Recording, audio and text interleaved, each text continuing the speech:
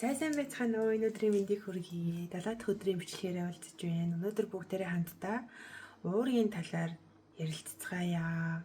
Тэгээд мөн одоо миний өөрийн туршлагаа та бүхэнтэйгээ хуваалцъя. За би энэ сахарын донтолтоос гарахын тулд маш олон арга, диет, тийм ээ, фитнес, йог, тэгээд одоо олон энэ нэмэлт бүтээгдэхүүн бүгдийг нь ингээд одоо өөр дээрээ туршиж үзье. Тэгээ эдгээрээс бол миний ойлгож авсан одоо хамгийн чухал зүйл бол уурга байж байгаа.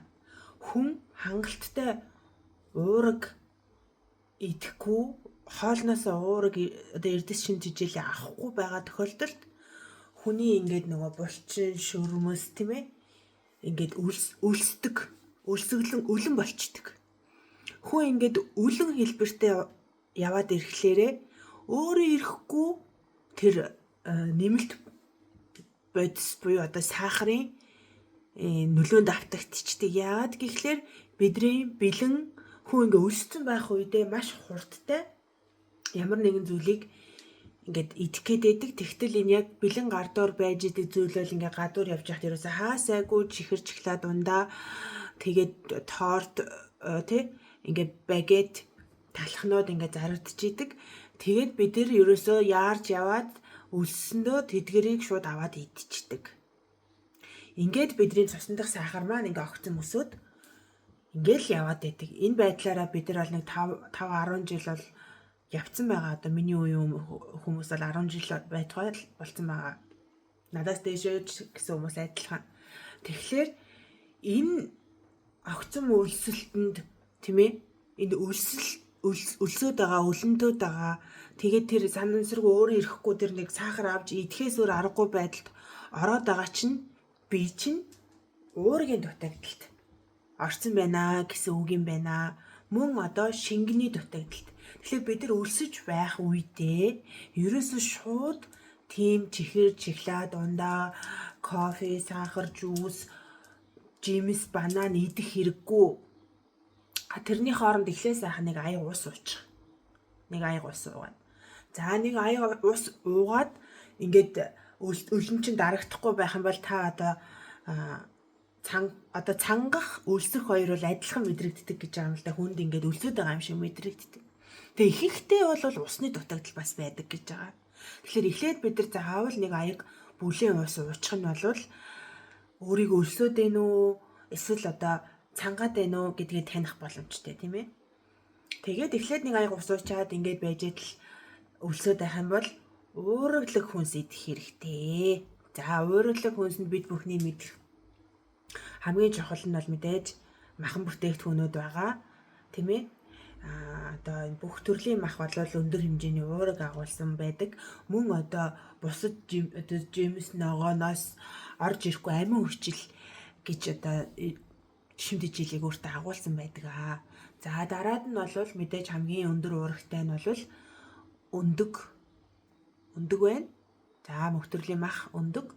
За тэгээд мөн уургын агууламжтай ургамал ногоонууд байна л та. За мэдээж энэ дээр бол дүүпүү орж ирдэг. Дүүпүүг бол юу гэдэг вэ? Соёбин гэдэг одоо ургамлаар хийдэг. За дүүпүү байна. За тэгээ өөр өндөр уургатай гэх юм бол бас авокадо бас өндөр уургатай байдаг.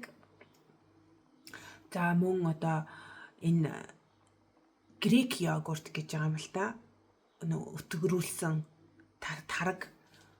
Өтгөрүүлсэн тараг бол маш өндөр уургийн агууламжтай байдаг.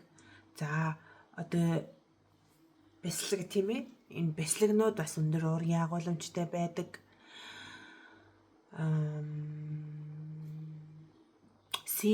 Бяцлаг сэр хоёр ч адилхан тийм ээ. Гих мэтчлэн одоо ингээд ийм уургийн агууламжтай бүтээгдэхүүнүүд байна. Тэгээд энэчнээс бид нар бол энэ хоолндоо өдрийн одоо нар голлсон байх үед тийм ээ. Өдрийн хоолндоо яг энэ уурглаг эдгээр хүнсүүдэд идэх хэрэгтэй. Ингэж чадах юм бол бид нар өлсөхгүй бөгөөд тэр сахар ингээ нэхэд байгаа тэр байдал чинь намжичдаг. Тэгээд энэ уураг идж байгаа нөхцөлд бол уураг бол хүний биеийн цусны дах сахарыг өсгдөггүй мөртлөө урт хугацаанд хүний биеийг татгалан байлгадаг. Тэг хүн болвол одоо юу гэдгийг тэр махан бүтээгдэхүүн эдрийг болвол тэгж маш ихээр хэрэглээд байж үнэндээ чаддгүй. Яагаад тэгэхээр цадчдаг байхгүй юу? Хөө ингээд нэг тавг хоол идэхэд за ингээд ногоо сайхан мах ингээд хураад идэхэд цадчдаг. Тэгтэл одоо тэр чихэр чихладуудыг идээд цадгалан мэдрэмж юусоо төрдгөө.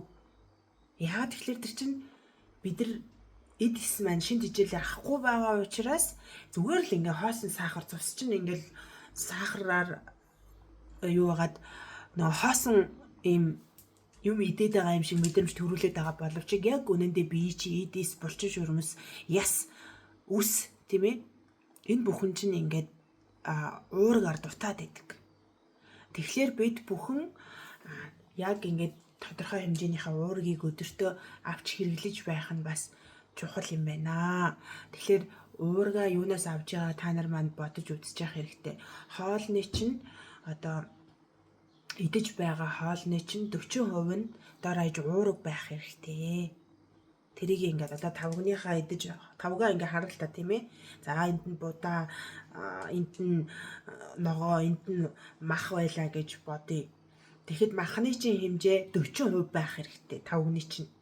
Тэгэхгүй нэг их юм будаа юм уу гурил тэгээд өөр одоо тийм одоо зүгээр юм амтлагч зүгээр юм соус маягийн ингээд идээд авах юм бол тэр хангалттай уурга авч чадахгүй.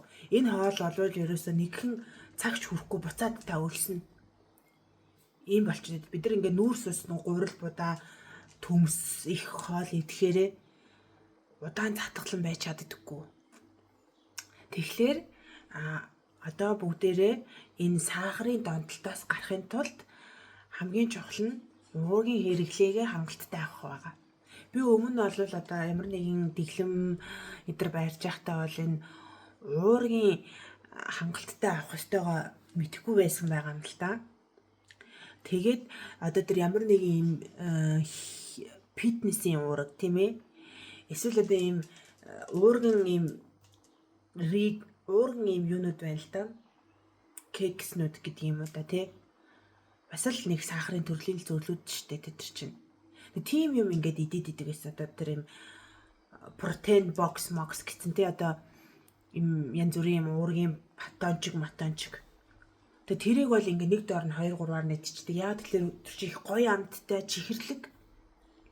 Тэгтэл яг тэр чинь ингээд нөгөө сахарын донтолттой над шиг хүмүүст болвол дахиад нөгөө сахарын чинь ингээд өсгөөд байгаа. Яг ингээд уураг болж чадахгүй байсан. Тэгэхээр яг уураг гэдгийг бодтой бид нар хүнснээсээ махнасаа тэ өндөгнөөсөө дахианы мах, үхрийн мах тэ энэ махнасаа сайхан яг авах хэрэгтэй. Өдөр сайхан таттлаа нэг ингээд ногоотой, махтай, шүлтэй ч үеж болно, хуурах ч үеж болно ингээд идчихэд хүн орой өлсөд байхгүй. Өглөө босоод ингээд сахартай талах тэ өдөр тэгээд нэг юм будаатай хуурга орой цөв ингээд идэх юм бол та маш их ингээд идээд байгаа боловч юу яахгүй. Би одоо энэ булчин шүрмэс чинь хангалттай хэмжээний уурга өөртөө авч чадахгүй. Ерөнхийдөө сахарын инсулин чинь ингээд өсөд явчихж байгаа учраас эрүүл мэнд болоод таргалалт үүснэ. Тэгэхээр өглөө босоод сахар идэхгүй байх хэрэгтэй. Өглөө босоо сайхан 2 өндөг чанаад идчихэж болж гин. Эсвэл өндөгтэй сайхан омлет тийм ээ ингээд хийгээд идчихэж болж гин. За зөв ер нь бол өглөө заавал бас юм идэх гээд байхч хэрэг байхгүй. Яг үнэндээ бол. За тэгээд өдөр бол сайхан махтай ногоотой хуурга хийгээд идчих хэрэгтэй. Байцаатай хуургаж яж болно. За ингээд оройн бол юм идэхгүй байвал сайн. За бүр өлсөд байх юм бол сайхан тэр грек йогурт, тарг. Тэгтээ чихэргүй байх хэрэгтэй. Ингээд уучж болно. Тэгтээ нэг аягаас илүү бас хэрэггүй. Яа тэгэхээр тарг чинь ингээд хүний хаван хөөгөөд шүн босоод ингээд шийгээд идэг. Тэгэхээр сайн унтаж амархын тулд бас их хэмжээний тараг уух хэрэггүй. Ингээд унтахаас таны хотод 3-аас 4 цаг хоосон аль хэдийн эзэн юмнууд чинь ингээд шингэсэн байх хэвээр. За ингээд унтахад болвол жоохон ингээ өсөж байгаа юм шиг мэдрэмж ингээ төрж хотоодонд чинь төрж ивэл маш сайн. Яагаад тэгэхээр та ингээд унтж явах хугацаанд чинь таны бие өөрөө тэр хоргоожуулах процессоо ингээ хийгээд маргааш өглөөний эрч хүчинд чинь биеэ бэлддэг. А хэрвээ бид нар орой ингээ жоохон юм өсөж байгаа мэдрэмжгүй юм идээд унтчих юм бол шүнжин таны хотоод гэдс ингээ ажилтдаг тэр эзэн юм чи шингээхийн тулд тэгээд унтаж амарч чаддаггүй өглөө нь жоохон ингээд санийхсэн амарч чадаагүй нэг юм хичнээн ингээ унтсан ч гэсэн нэг юм ядруухан босож ирдэг. Тэгэхээр бид нар орой жоохон ингээ өлссөн мэдрэмжтэй унтах нь маш сайн байгаа. За тэгээд бүгдээрээ хамтдаа одоо өдөр нь сайхан махтай ногоотой хоолоо идэж байя. За энэ өнөөдрийн бичлэг маань ингээд өөрлөө. Маргааш бичлэгээр уулзъя. Баяр таа.